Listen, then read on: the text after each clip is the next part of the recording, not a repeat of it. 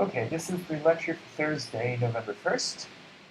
We will talk about the kinetic energy of rolling, and we'll discuss cross products of two vectors, and then talk about two versions of something called the right-hand rule. So first of all, the kinetic energy of rolling.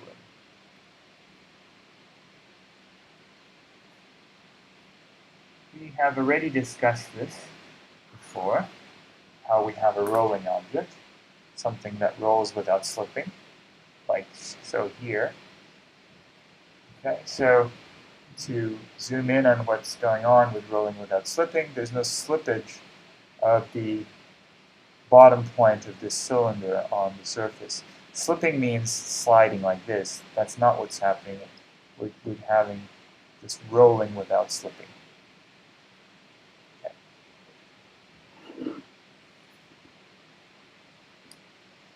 And let's remember what we had before. So I have some cylinder, and there's some radius capital R. And let's say here's the center, so there's some speed VCM, and there's some angular speed omega.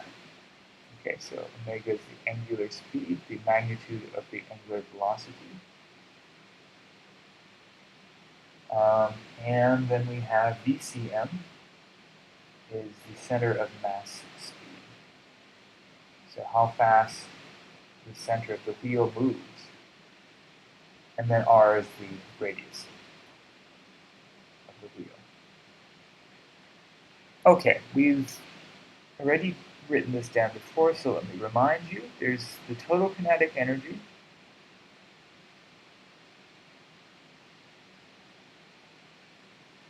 and that can be broken up into two parts. There is the rotational kinetic energy,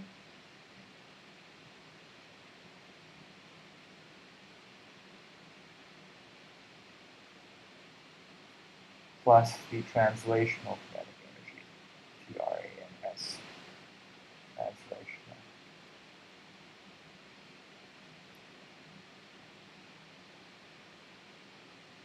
Okay, the rotational part is the energy associated with something spinning, rolling, or sorry, rotating.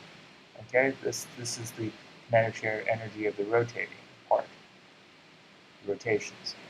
Whereas the translational kinetic energy is associated with the center of mass moving.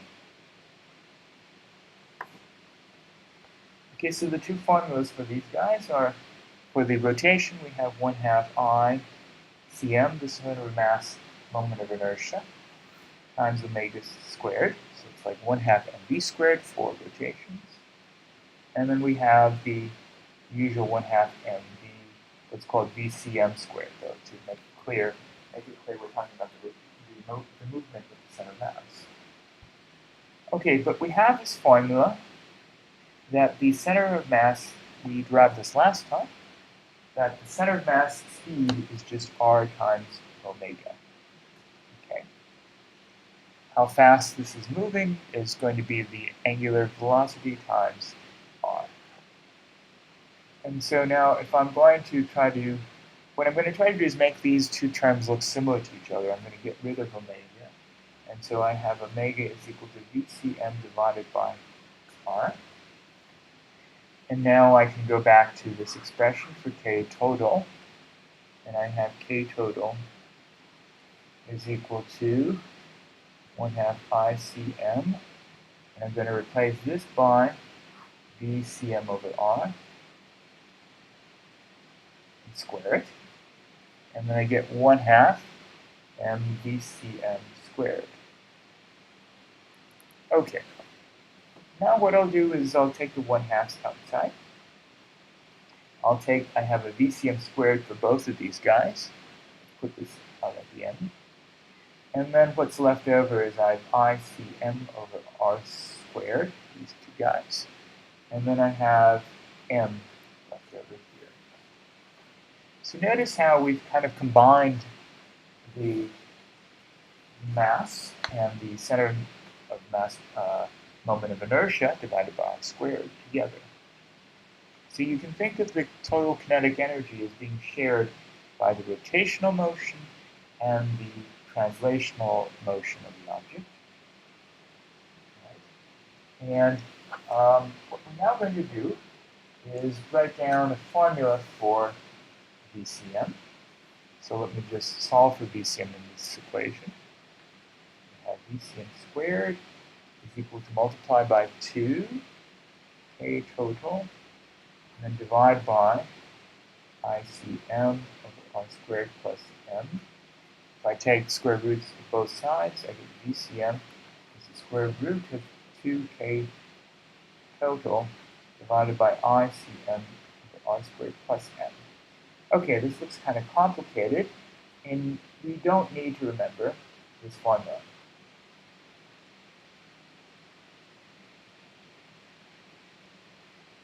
But what I do want you to do is to remember the following concept. And that concept is that since we're sharing the kinetic energy, the total kinetic energy amongst the rotations and the translations, if I were to increase the moment of inertia of an object without changing its mass, just by changing its geometry, its shape, then the center mass speed for a given value of the kinetic energy will go down. So larger, this is what I mean by the concept, this concept here. Larger ICM is smaller is VCM. And what I'm doing is for fixed A total and mass M. Okay. Let's do an example.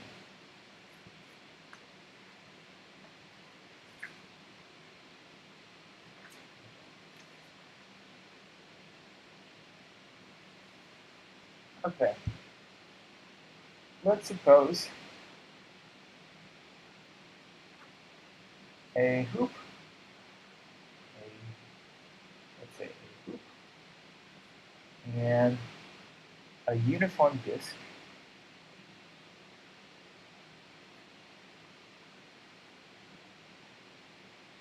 solid disk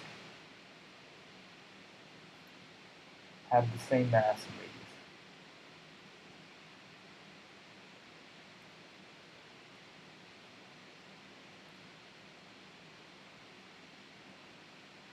They roll down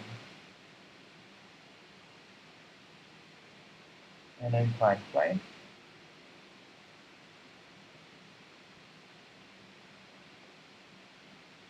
Both starting from rest at the same point, at the same starting point.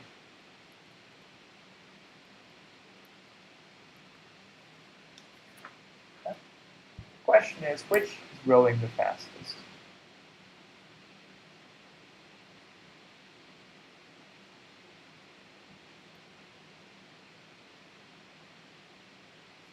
When it reaches the bottom.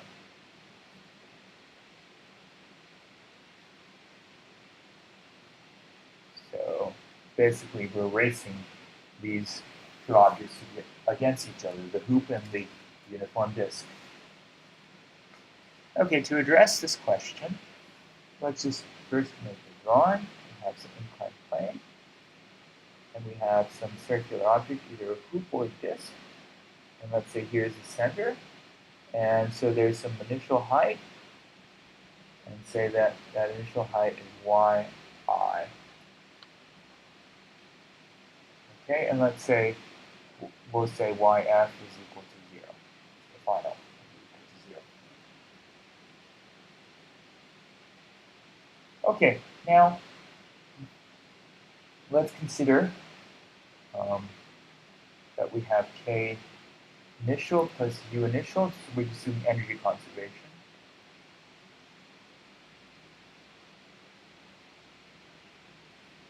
Is equal to k final plus u final.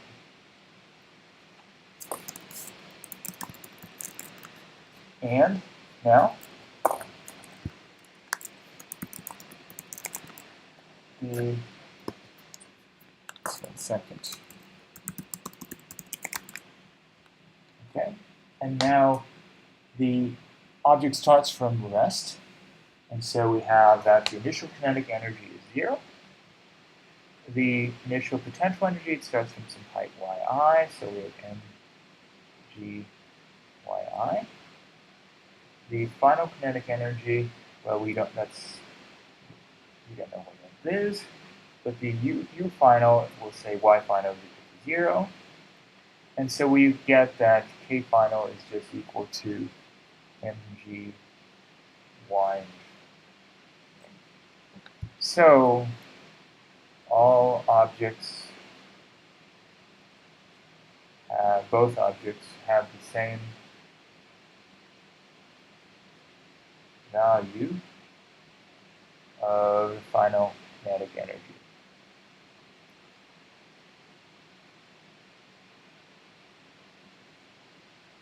K final is equal to mgyi.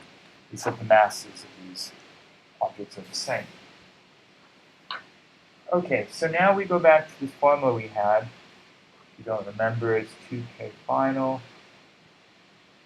Okay. I'm just putting in the k final here for the total kinetic energy. ICM over r squared plus the mass.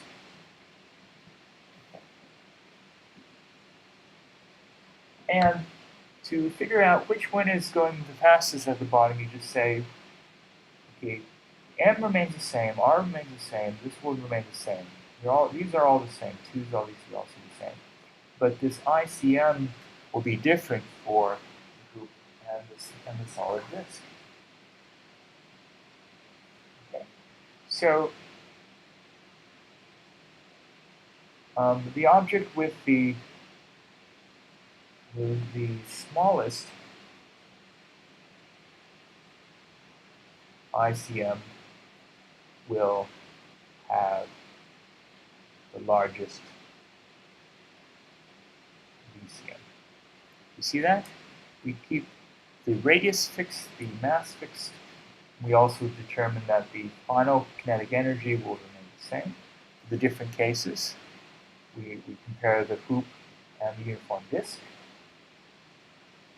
And we find that the smaller one, so which one is the smaller one? So ICM equals 1/2 m r squared for the disk, whereas for the hoop, it will be mr squared for the hoop. And so this one will be fastest.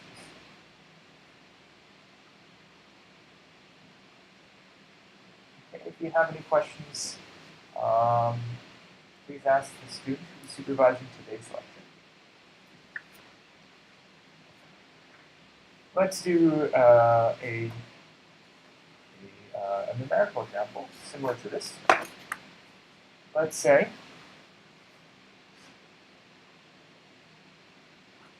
that we have a uniform disk with mass 1.0 kilograms and radius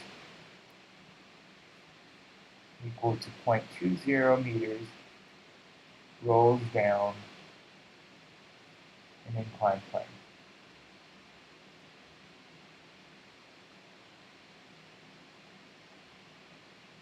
Starts from rest.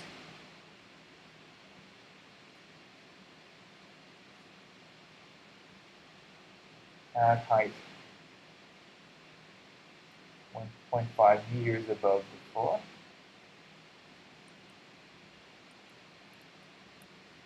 Question is, how fast is the disk rolling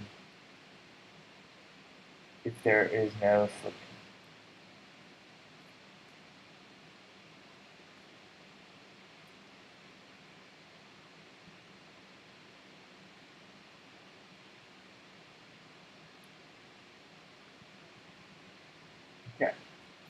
So we just use conservation of energy. K initial plus U initial is equal to K final plus U final. And let's take a look at the initial kinetic energy. It starts from rest, and so this is equal to 0. And let's take the initial height to be yi. Okay, so then that means ui is equal to mgyi. The final kinetic energy we don't know yet, but for the final position, we take y final is equal to 0, so u final is equal to 0. So now we have again that k final must be equal to mgy initial. And so that's equal to 1.0 kilograms times 9.0 meters per second squared times 1.5 meters.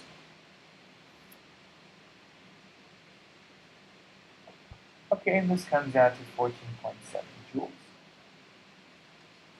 Next, we will consider the fact that the final kinetic energy is being distributed. So I've calculated the final kinetic energy simply from energy conservation. Now I'm going to write the final kinetic energy in terms of rotational and translational kinetic energy. So we have 1/2 ICM times omega squared plus 1/2 mvcm squared. And we're going to do the trick we did before. We're going to place the omega, this is equal to VCM over R. Okay. And then we will get 1/2. This is what we did before, ICM over R squared plus M times VCM squared. Okay. Hopefully that's familiar. We just did that before. Okay, so now for this solid uniform disk, the formula for ICM is it's 1/2 mR squared. And so we have that this formula for the final kinetic energy is 1/2. Okay, so this guy is 1/2 mR squared over R squared plus M times VCM squared. This cancels, and so we have 1/2 plus M, that's 3/2, divided by 2 is 3/4 M VCM squared. Okay, and now we can plug in the value of the kinetic energy. We said from before, from the energy conservation, the kinetic energy, final kinetic energy is 14.7 joules. Okay. So now we can solve for VCM squared is equal to 14.7 divided by 3/4 of M. So 3/4 of M is 1.0 times 3/4. And so that comes out to 19.6 meters squared per second squared. Now if I take the square root of both sides, I get 4.4 meters per second for the center of mass speed. If you have any questions about this, go ahead and ask the student who's supervising today's lecture. Okay, the next topic we will discuss is the cross product of vectors.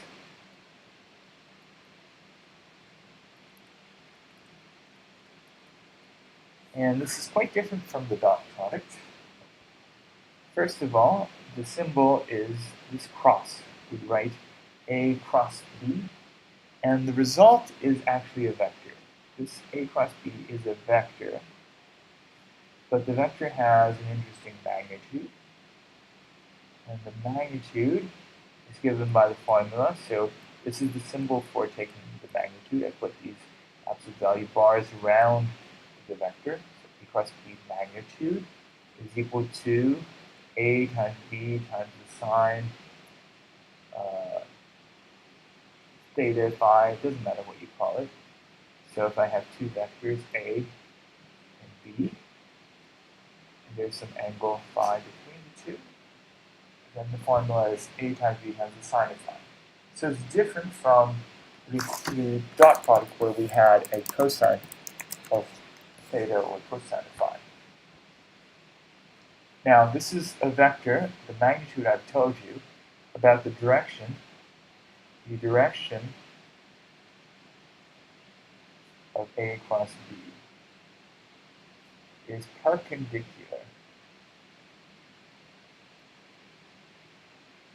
to both A and B. Okay. So let me give you an example. I have a plane like this, and I have two vectors that lie in the plane, A and B. Then A cross B ends up being a vector that's perpendicular to this plane. So there's a perpendicular vector to the plane. All right, if you are having trouble visualizing that, let's just take two vectors in the plane of the sheet of paper here, A and B. Okay, the cross product of A and B, both are in this plane, is going to be a vector that is perpendicular. Oops, you can't see that. A vector that's perpendicular to the plane that contains A and B. Okay, my pen is pointing in that direction. All right. So if you want to write it in terms of arrows, we haven't discussed this yet, so let me tell you about this notation.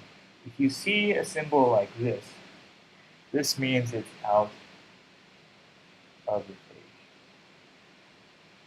So what I've drawn here is A cross B is pointing out of the page. This is supposed to represent like an arrow, sort of like the tip of my pen coming out at you. So you see this circle with a dot. Okay, coming straight out at you. Now if you see a symbol like this, this is into the page. And that's supposed to represent the feathers on an arrow that's being shot. You know, they have these feathers on an arrow to stabilize the flight of the arrow. So the arrow is going away from you, so this is pointing into the page. All right, now in order to figure out whether the vector that's perpendicular to the plane of A and B is either coming out of the page or into the page, we rely on something called the right-hand rule.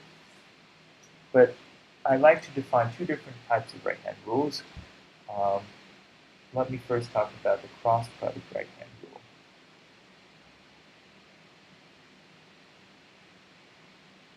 Cross-product right-hand rule. So it's a very simple thing to explain.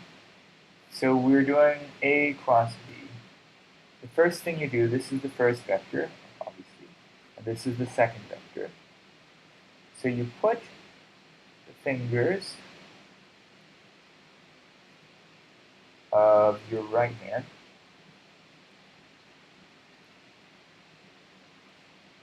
in the direction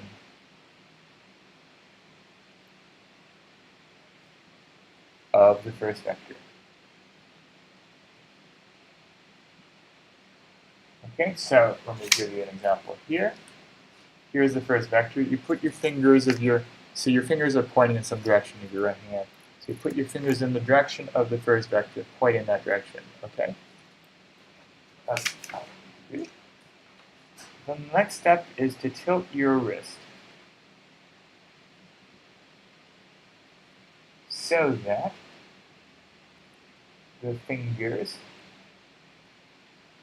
can bend to the second vector. Okay. So we have A here. Put your fingers in the direction of A. Now you tilt your wrist so that your fingers can flick in the direction of the second vector, going from A to B. Go from A to B. Okay, this is based upon the fact that your fingers can't bend backwards like this. They bend only forwards. So you put your fingers in the direction A, you rotate your wrist, you got to figure out a way such that your fingers can flick to B. Now, I can't flick to B this way, so that's not right. But I rotate my wrist, and now I can flick from A to B. Flick from A to B, from the first vector to the second vector. Okay? So once you've done that, the next step is the right thumb. Stick out your right thumb. Right thumb. Stick it out. And it points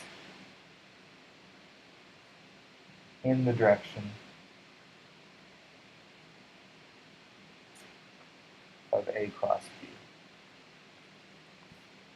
Okay. So that's what I call the cross product right-hand rule.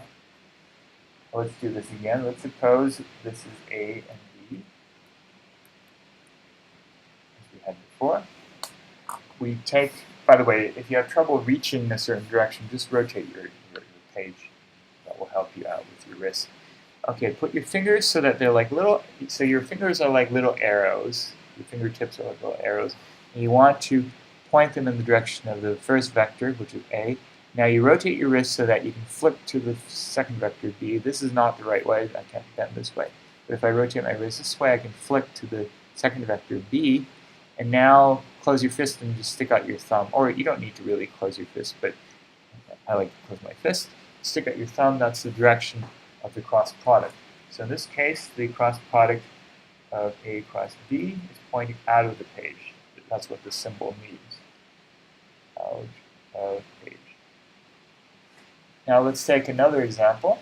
Let's suppose that the vector was A cross B, but in a different order. And we want to know what is A cross B for this case. So now we stick our fingers in the direction of the first vector, A, so it's pointing in that direction, and then try to flick our wrist, tilt our wrist so that we can flick our fingers to the second vector. This is not right. This is not right. But this will let me flick my fingers to vector B, A to B. I stick up my thumb, and it's pointing into the page. So that is into the page, is the cross product right-hand rule for A cross B. Now, the second right-hand rule is what I call the spin around right-hand rule. And it'll be clear why I call it that. Spin around right-hand rule. Okay.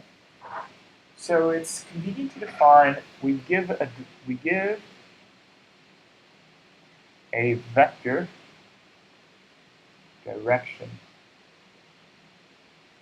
to a spinning object.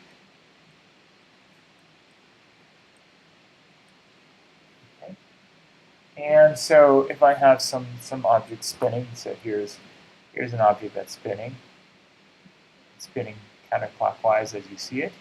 Okay. The idea is you think of the fingers of your hand as being little arrows. The tips of your fingers are like arrowheads. And what you do is you look at this thing, it's rotating this way, and you cup your fingers either this way or that way to represent how the flow or the rotation is going. So this is clearly the correct rotation, okay? Because I think of these as little arrows, my fingers as arrows, it's rotating the way that the marker is rotating, okay? If the marker is rotating this way, then I would have to cup around this way with my right hand. Alright, so the spin around right hand rule is just to stick out your thumb after you've done this. So let me write this in words. We can vector direction to a spinning object. Imagine the tips of the fingers of your right hand as arrows. So now you curl your fingers following the direction of rotation. Okay, so here is, I'm trying to draw a three-dimensional perspective. This is something spinning like this.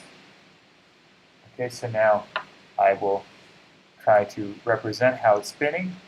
I cut my fingers like this, and the little arrows are going the same way as this thing is rotating. I stick out my thumb. That's the direction of the rotation. Okay, so this is how the omega is spinning around. Okay. All right. So let me just say your thumb gives the direction as a vector. So let me draw this a little bit more square on with the page. So suppose I have rotation, it's counterclockwise, or what your book likes to say positive. How you figure out the vector direction of this omega is you take the fingers of your right hand and try to make it spin around the same way. This is wrong, this is right. It's spinning around the same way. That's the way the thing is rotating, okay? And then you stick out your thumb, and that's the direction of the vector omega. So this is out of page. So omega, the vector, is pointing out of the page. By the way, your textbook was calling this counterclockwise rotation as positive, so out of the page will be considered positive. But if we have something spinning and it's going in the clockwise direction, like this, clockwise, then we try to make our fingers go in the same direction as this rotation. Okay, this way rather than this way. This would be the wrong way. Rotation, it's not right. It's this way. Okay, and we stick out our thumb and it's pointing into the page. So that is omega is into the page. Alright, so we can use the spin around right hand rule to define what we've just done here.